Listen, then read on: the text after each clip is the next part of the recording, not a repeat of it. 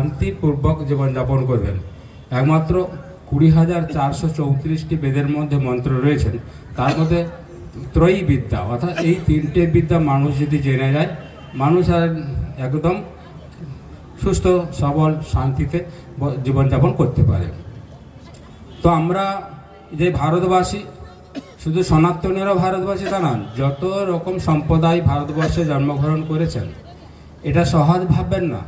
আমাদের স্বধর্মে হোক বিপক্ষে হোক, সবাই কিন্তু বহুত পুণ্যের ফলে এই ভারতবর্ষেতে জন্মগ্রহণ করেছেন। আর এই পুণ্যের ফলে ভারতবর্ষে জন্মগ্রহণ করে ভারতীয় বিদ্যা, বেদ বিদ্যা যদি না জেনে থাকি, ভারতীয় বিদ্যা হলো সুখ, সম্প্রীতি, শান্তি।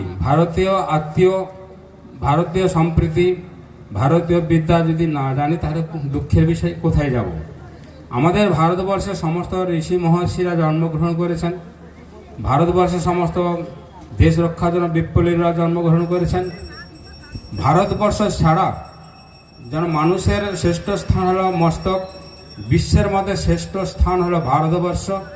এই ভারতবর্ষে আমরা জন্মগ্রহণ করে ভারতীয় আমরা সবাই কিন্তু ঋষি সন্তান। আমাদের পুজো পাঠ কর্মকাণ্ডের মাধ্যমে ঠাকুর মহাশয়রা জিজ্ঞাসা করেন না গোত্র কি, ভরদাস, সান্ডেল্য, মধুগোলা ইত্যাদি আমাদের গোত্র রয়েছেন। সেই ঋষি সন্তান, ঋষিদের চিন্তা ভাবনা নিয়ে জীবনযাপন যদি না করি, ভারতবর্ষে জলপান গ্রহণ করে ভারতীয় বিদ্যা যদি না গ্রহণ করি, তাহলে আমরা যদি ভগবান শ্রীকৃষ্ণকে যারা মেনে থাকেন, ওখানে গীতাতে ভগবান শ্রীকৃষ্ণ বলেছেন যে আমাদের কেবলমাত্র কর্ম অনুসারে জন্ম হয়েছে, আবার কর্মের মাধ্যমে আবার পুনরায় জন্ম হব। যেমন আমরা জন্মান্তরবাদী বিশ্বাসী, সেক্ষেত্রে আমরা যে স্থানে বসবাস করার পরে ভারতীয় বিদ্যা যদি না পালন করি, তাহলে আমাদের শরীরটা যখন ছাড়বে, আত্মার তো মৃত্যু নেই, এই পঞ্চতত্ত্ব শরীরটা যখন ছাড়বে, ভারতবর্ষে আমরা আর জন্ম হতে পারবো না। ভগবান শ্রীকৃষ্ণ গীতার সিদ্ধান্ত অনুযায়ী বলছি।